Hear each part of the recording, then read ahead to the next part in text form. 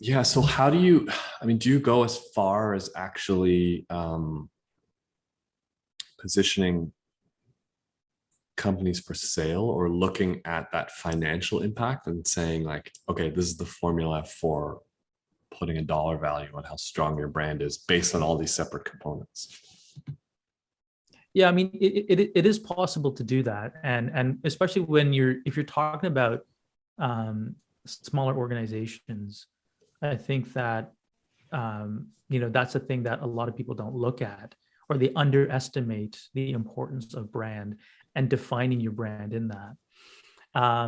We've seen smaller companies where, when they come for sale, again, this is the whole, am I worth what's shown on my balance sheet? Yeah. Right. And oftentimes it's no, you're not, right? Yeah. You're probably worth more than that. Your biggest shortfall is you're not able to articulate what that is, because Mhm. culture isn't found on a balance sheet, Yeah.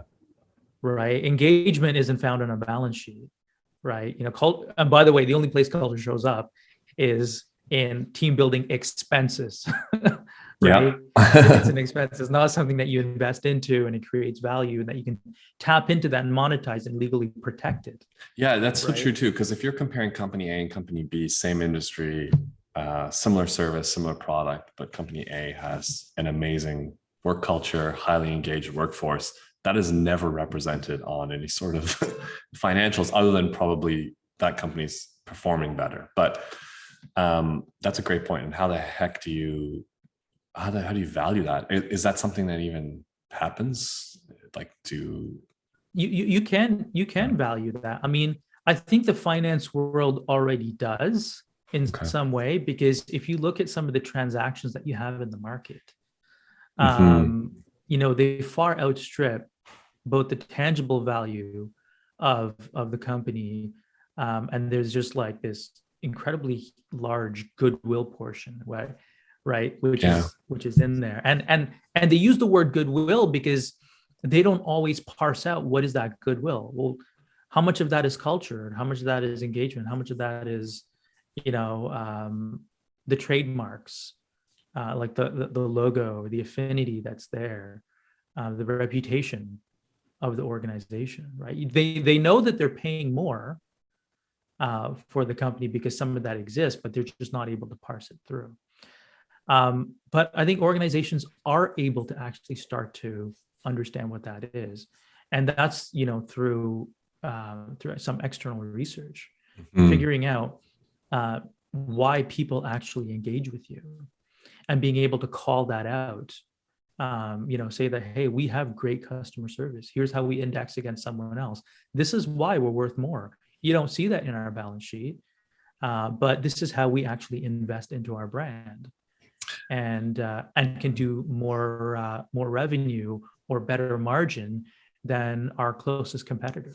Oh, that's interesting. I never thought about that. So, just to reiterate that, so organizations are pairing that financial data with some market research indexed against other organizations in the industry and saying, this is why we think we deserve whatever percent more because here's how we index against other competitors on like customer service or satisfaction, and then using that as a negotiating point, basically.